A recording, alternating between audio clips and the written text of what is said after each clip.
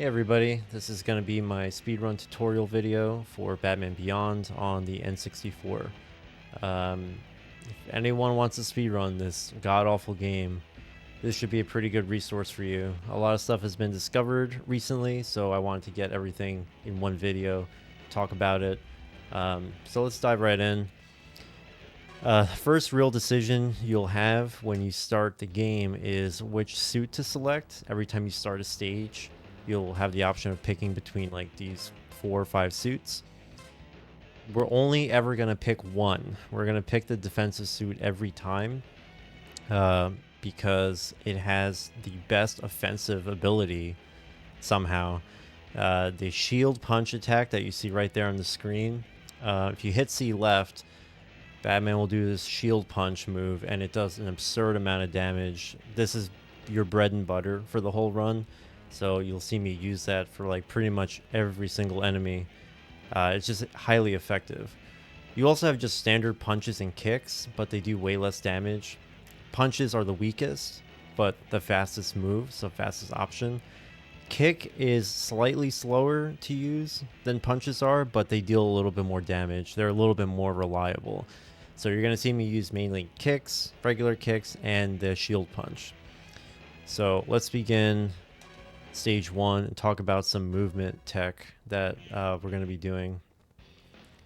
So the main movement tech you'll see for every stage is going to be the stealth jump. So talking about Batman's movement for a second, if you hit the L button, you kind of go into this crouch stealth-like state, and it doesn't really help you at all until you get to stage 3, where the game wants you to use this ability to avoid enemies. And it doesn't work on any other group of enemies in the game. You cannot sneak past anyone except those in stage 3. So that's a great gimmick ability. Makes you walk super slowly, so you might think it's worthless, but if you jump, you'll also notice that you don't get a lot of horizontal drift. There's very little distance allowed when you jump. It's not a very fast way of moving. But I discovered, and I think other people have discovered separately, is that if you jump and then hold and then tap the stealth button in midair, you get a tremendous speed boost. And when you land, you can just hit L again to cancel it. It's a little tricky to pull off because the controls suck. If you look at the control configuration, you can change your button layout for pretty much everything except the stealth / crouch option. You cannot change that. That is permanently mapped to the L button, which is very inconvenient. It sucks. So just trying to show you my hand placement on the controller. So every time I jump down hallways, I'm going to be hitting the R button with my right pinky, and then hitting immediately after I leave the ground, I'm hitting the L button with my thumb. And my thumb on my left hand is, moving the stick in the direction I want to go. So I need both hands for this. So it's kind of hard to see, but pretty much tapping like that. Oops. Something like that. That's like the optimal movement. So you'll see me do that through most of the run.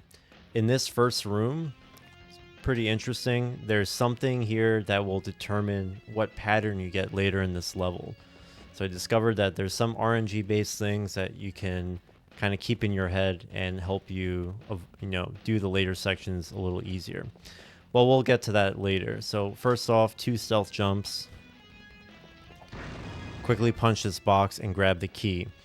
Take a note of where this box is. Every time you restart this level, this box will always have a key, but sometimes it'll be in this right corner, or sometimes it'll be in this left corner. And that will change what pattern you get in one of the last rooms. So keep in mind, we just got right corner, okay? Far corner. Hit B to mash through any text or dialogue. That'll skip it. 1 stealth jump here, shield punch, shield punch. These are like the standard thug enemies. They'll die in 1 hit. That's why the shield punch is so effective. It's just 1 hit, and then you'll be able to move on. One note is that when you're in a combat scenario, the screen kind of locks and there's an invisible wall placed on either side, so you can't run away from enemies. You have to kill them as soon as they appear on screen in order to get out.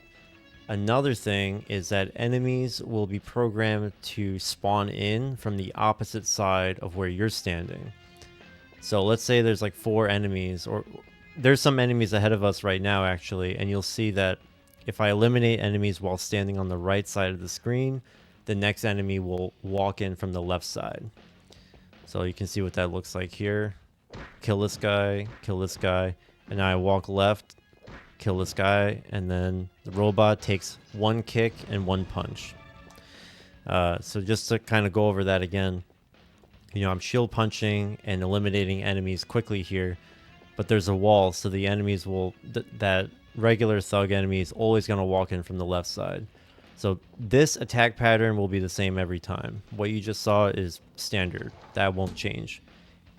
Enemy compositions won't change ever. Pretty much never. They're all like static. They're all going to be the same groups of enemies every time. For this room is kind of a little mini boss, this guy with a crane.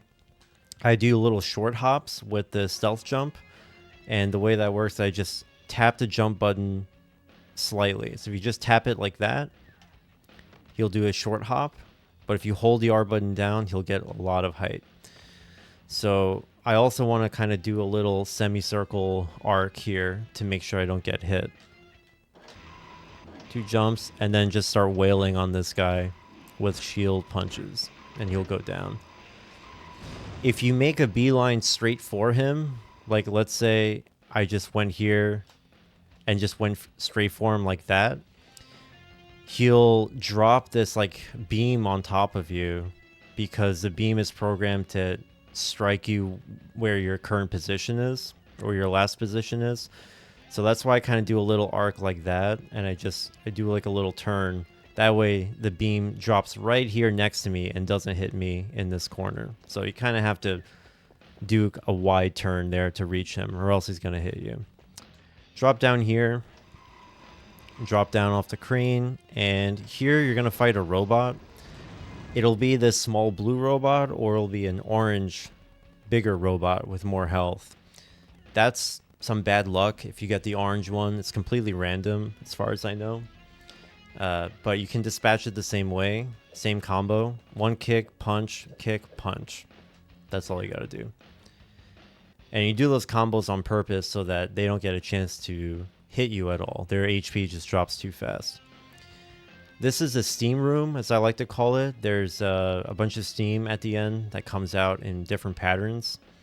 It's only going to be 1 of 2 patterns, and the box that we broke in the very first room will tell us what to prepare for. So I'll try to show both if I can. So the first pattern that I'm going to show is the far pattern. So that means the box is as far right as possible.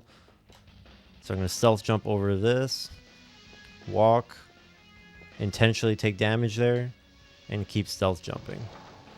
So I'm actually going to quit out and then show you the same pattern again, but I'm going to show you the other optional pattern that you can get. Okay, so here you see the box is now in the left corner. So now I'm going to get the other steam pattern, and I'll show you what that looks like when I get there. All right, we're coming up to the steam room again, and this time we're going to be showing the other pattern that you can get.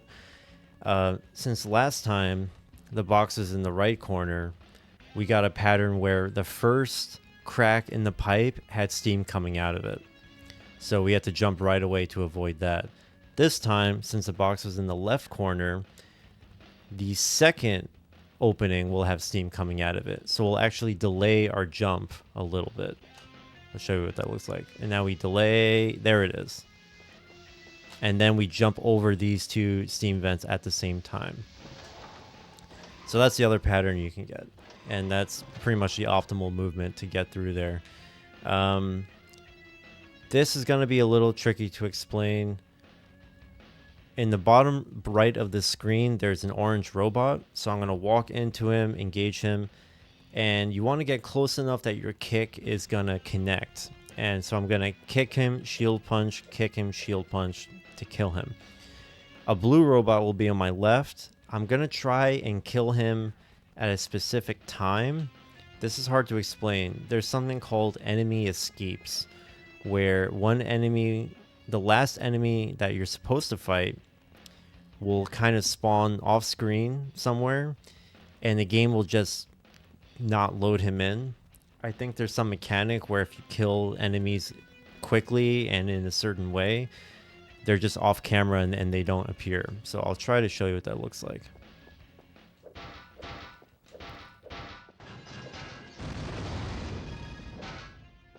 See?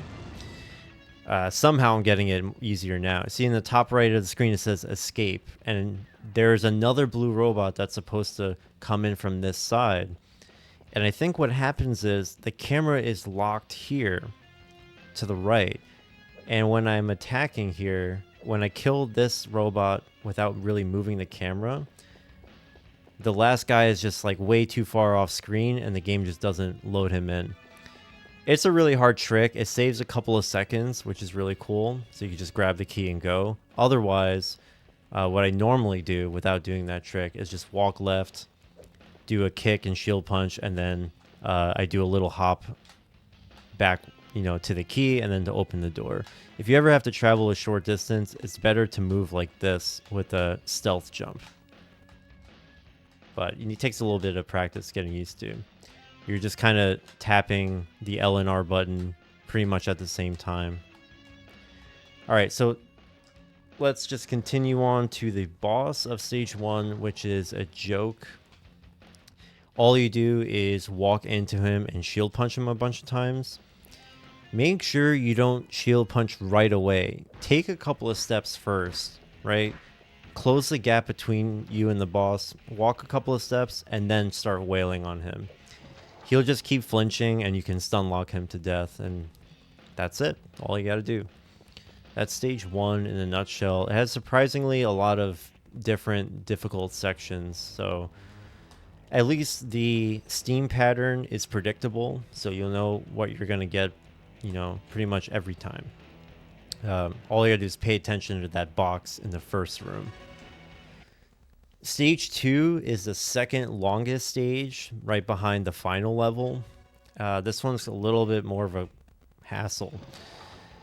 You're going to notice right away that there's low ceilings here. So now you really have to do those short stealth jumps like that as low as possible. And remember, you get a short jump by tapping the R button just slightly as you can. Just tapping it very delicately. Couple of stealth jumps and you can shield punch these guys. They're one shot. Stay to the left side of the screen there, like this side, to make that robot spawn on the right, because otherwise if you're standing on the right, the robot's going to spawn all the way to the left, forcing you to go left, making you waste time. Do some more jumps here, get to the elevator, go up. This green is a little bit more fighting. There's going to be a Wolfman type enemy that's very annoying. The strat for this room, I like to just get in this corner here. That's a random pattern you can get. For these wolf enemies, do 3 kicks and a shield punch. It's very consistent. And the reason I take this line is that it kind of gives me time to get in position. And also, if that robot flies in the air, which again is random and bad luck, he usually won't hit you if you're kind of standing here. If you get hit, you get instantly knocked to the floor and you waste a couple of seconds, which sucks. But those are those little bits of randomness that you'll have to contend with. This room, we're going to do stealth jumps as well. About 2 of them. And this Minotaur type enemy, just shield punches all the way. The hyena wolf guys, you want to do 3 kicks and then a punch as usual. Got bad luck here with the robot again. He flew in the air. But same deal. You want him to spawn to the right because that's where the door is. You don't want him spawning left. So make sure you're standing kind of in the opposite side you want them to go.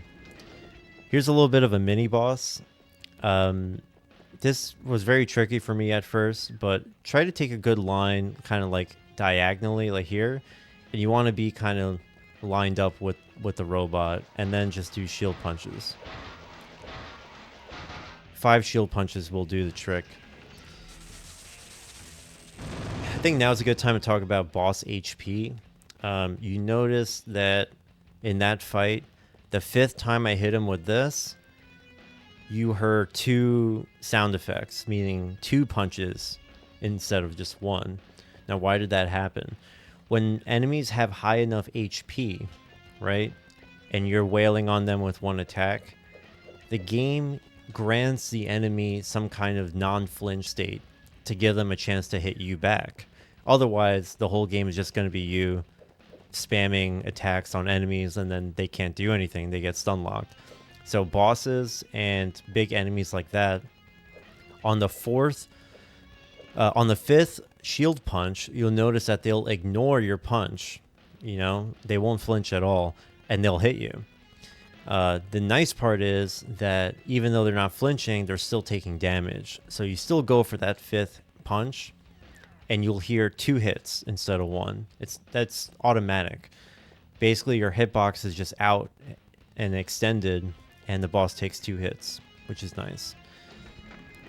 So even though that mini boss had a lot of HP, you know, I hit him 1, 2, 3, 4, 5, 6. And that was enough to bring him down to 0 health. So we'll talk about that more as we go forward. Stealth jump.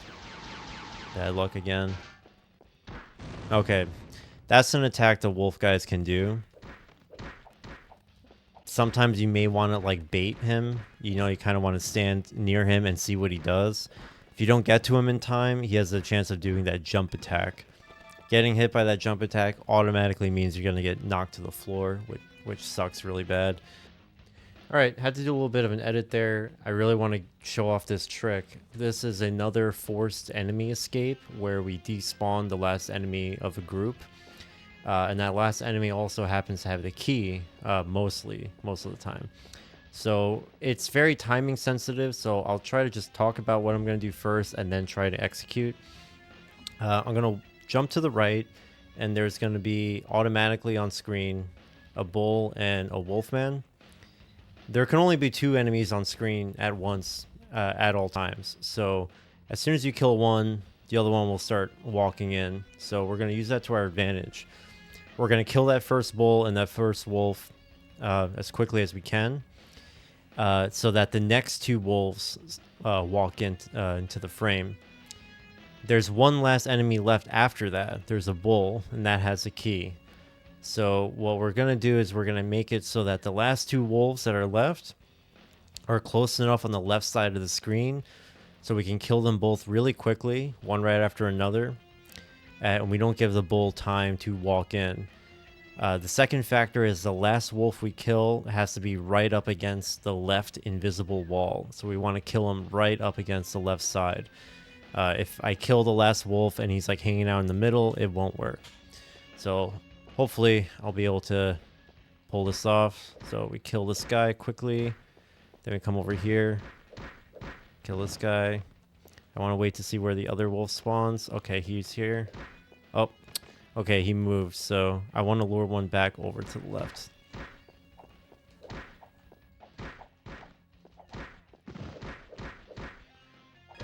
All right, let's see if we got it. Yes. All right. So obviously the wolves are jumping around. The AI, you know, likes to troll you. But in a run, if you were, you know, doing a run and you got a good pattern where they're both on the left, you would do what I just did. Make sure you kill the last wolf right up against the left side. And after a second, he'll just despawn and he'll leave the key behind. So I walk back left, grab the key, and then come back. So that's the stage 2 enemy escape. It's not quite fully understood why that happens. I just know that for consistency, kill that last enemy on the left side, and the left invisible wall, and face left too. If he's there, the camera will just force that last guy to despawn. Here's Wolf, or Woof, I forgot his name. Stage 2 boss. We're going to talk a little bit about boss fights and damage and stuff here. Hold on, I'm going to press pause. All right. So, unfortunately, to vary up the gameplay, the devs decided to make your attacks deal different, varying degrees of damage, even though they're the same move. 2 kicks will like give 2 different damage values. I think it's just to vary up the gameplay and make enemies a little bit more unpredictable. And this the same goes for bosses. So when I do a shield punch on him, I'm actually doing 2 different values of damage. So I found that your shield punch will either deal 23 points of damage or 34 points. And it alternates. Not like it alternates randomly. So you can get like 4 strong hits in a row worth 34 damage, and the next few hits will be weaker, or it'll just alternate back and forth. It's just a quirk of the game where, you know, you don't really know and you can't predict how much damage you're going to do. The reason why that matters is this boss is impossible to one cycle if you have bad luck. So what I'm going to do here is I'm going to kind of hold diagonal down on the stick, walk a few steps, and then hold right and start shield bashing him. All right, so let's try that. 2, 3, 4. Okay, so I hit him 4 times and he flinched 4 times. On the 5th hit, I'm gonna deal 2 hits worth of damage, right? Because that's the way, you know, things work. When a boss is not flinching anymore, he'll take 2 hits from the shield punch. However, he may or may not die. See? You can see he's left at 9 HP, and it forces me to do 1 last attack to kill him. If you have good luck, if you deal... I wrote it down here. Let's say... Okay. In order to one cycle him, you need to get at least 4 strong hits that are worth 34 points each before he hits you back. If you get at least 4 of those, then he'll die on that 5th punch. But if not, you'll see you'll come up a little bit short. Alright, editing this again just to cut out some dialogue and cutscenes. So we start stage 3, and this is Arkham Asylum, and the game starts you off in stealth mode already. So the first step is to take it off, and we're going to be flying through this level, and it's going to be done super quick. In this level, enemies are usually facing the camera, and the game wants you to kind of sneak around them, and we're more than happy to do that. Skipping fights is a godsend. There's 2 patterns in this hallway. What I mean is, like, some enemies will be closer, and sometimes you might get a pattern where enemies are standing a little bit further away. So right off the bat, let's just take off the stealth and do a big stealth jump to the right and another big one. And you saw that... can I move the camera? Okay, I can move it slightly. So this is one pattern where we have a thug in the middle of the hallway. And the nice part is, in the stealth jump, I have stealth turned on the entire time. So I can literally jump behind him in one go and he won't notice me, and the enemy encounter won't be triggered. If he's not there and you get the other pattern, when you land, you're going to see a thug sitting right here, and he's going to be facing the camera just like that. So same idea. If you do a big full stealth jump and you land here, simply turn stealth back on, walk until about this point, and then you're free to take stealth off and continue running. As soon as you clear this low ceiling, we're going to do a big stealth jump here, and we're going to do stealth jumps all the way up here. You may want to turn off stealth before you go in the door, or you can do it after. It's fine. The fire here is on a cycle. It's the same every time. You can just take your time getting up here. If you want to be cool, you can stealth jump up on that last bit there. Here's another enemy skip that we do. We're going to take a few steps diagonally to the right, so going that way. And then we're going to stealth jump to the right. So a few steps and then stealth jump like that. and that skips that enemy encounter there with that guy crouching. So you can jump in that little gap right behind him. And then right before you hit this door, make sure to turn the stealth back on, because the next screen, you got an enemy right in front of you. And if you move at all without stealth turned on, he's going to notice you, and then that's a big time loss. Walk to the right until you kind of pass this blue arrow, this little sign on the wall.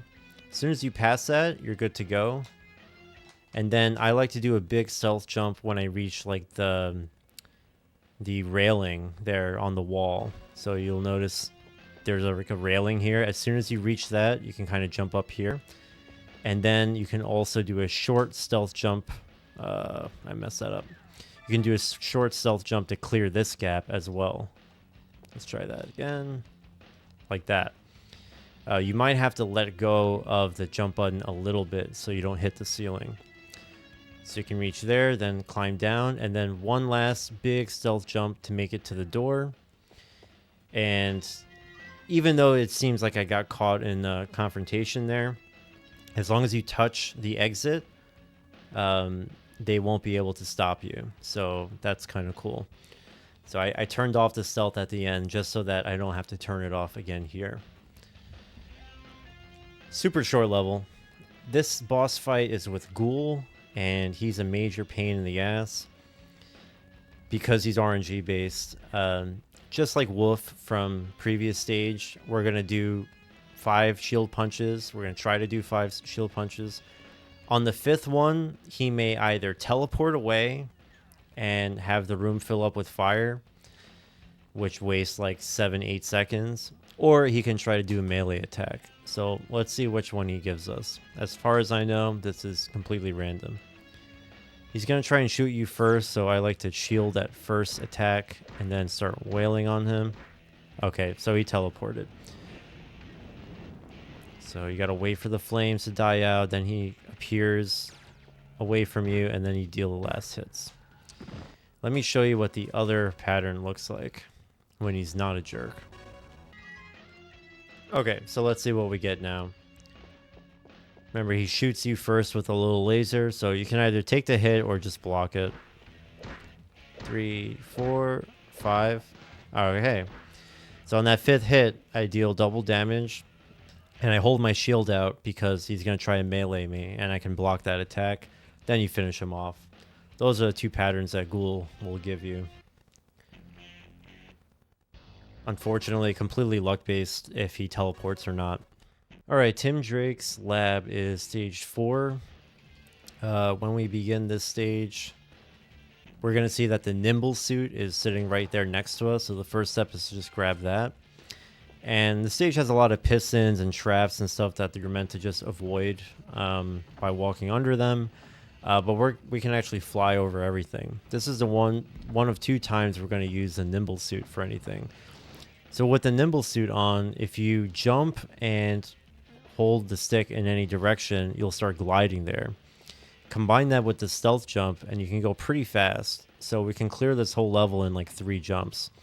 So I'll show you how to do that. So first, right away, run up, grab the nimble suit, switch to it with, down or up on the directional pad. And then we're going to walk right about here. We're going to get as far as we can in the level without jumping off. So we're going to get right here, and we're going to do a big stealth jump. And we're going to land here. Then we're going to do another big stealth jump. And we're going to land here. And then we're going to do one last one, and we can clear the entire thing. So that's 3 jumps just to clear the entire stage. As soon as you land, bring out your defensive suit and start attacking this generator. You should be able to get it in like 4 hits. Grab the key and you're done. Now on to stage 5, last level. We're going to talk about door roulette.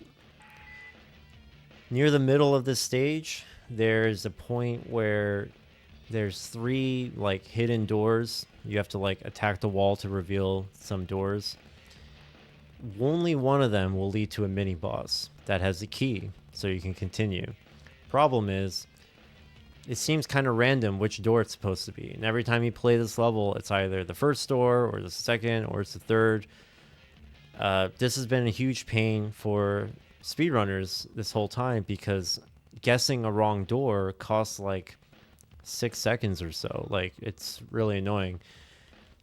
I may have found a way to reduce the headache here. So in this first room, just like in stage 1, you can break open this box, and the contents of the box will kind of tell you what door you should pick. So I have this spreadsheet that I made. There we go. All right, so to read this table, in this column A, you're going to see all the possible contents of the first box. On the screen, you see we broke the box and we got a large health. But if we retry the level, we can either get a 1-up from this box, small health, big health, the key to the door, or nothing. And that will all affect which door we should be choosing when we get to that door roulette situation. We can see here I tallied up like 20 attempts, and this is the data I found. If you get a 1-up, it's never the first door, ever. It's always going to be either door 2 or door 3. You can see I got door 2 7 times, and I got door 3 4 times when it was a 1-up. Small health and big health are pretty much the same. Can never be the first door, but it can be 2 or 3, and it's kind of mixed. You're just going to have to pick one. Choosing a having a 1 out of 2 coin flip is much better than having a 1 out of 3 coin flip. So your chances are much improved just by knowing that, hey, it's not going to be door number 1, so you can ignore that. If you have nothing, same thing, but from my data, it really seems to favor door number 3. As you can see, I had way more attempts where it ended up being door 3 than otherwise. The best part about this data is that I noticed every single time that I replayed this mission and I got a key from the first box, it was always the first door every time. That is guaranteed. And I've done this like 30, 40 times. If we have the key now, that means it's going to be door number 1. So I'll show you later on. So first step, punch the box, see what you get. If it's a key, grab it. Otherwise, keep going. I shouldn't have stealth jumped there. We got the introduction of these flame enemies, which are annoying. And something else to note. Remember these guys in the purple shirts, these like common thugs? Well, they can't die in one shield punch anymore. Their HP has been buffed in this level. So you're going to have to do a standard kick and then punch, just like you do with the others. For these big guys, these big clowns, make sure on the punch where they stop flinching, you just hold your shield up. So do 1, 2, 3, 4, 5 shield, and then finish them off. That sucks. These flamethrower guys, just kick, punch, kick, shield punch. Just like that. Alright. Now, if that first box didn't have a key in it, you would likely get it from one of these enemies here. So just be on the lookout and see if somebody drops a key there. That is unfortunately random, so you're going to have to just pay attention. Alright, in this room, more of the same. Just clear these enemies out. Very boring. This guy's spawning in. After the 5th punch where he stops flinching, make sure you shield and block that attack, or else he's going to lay you out. This last thug always drops from the ceiling, so he's always going to be right here. Just make sure you're ready for him. We're going to continue, and this is the door roulette I was talking about. There's 3 of these smiley faces here. If you attack one of them, it'll reveal a door. So you got to pick which one is the mini boss. And if you have the key, it's always going to be door number 1.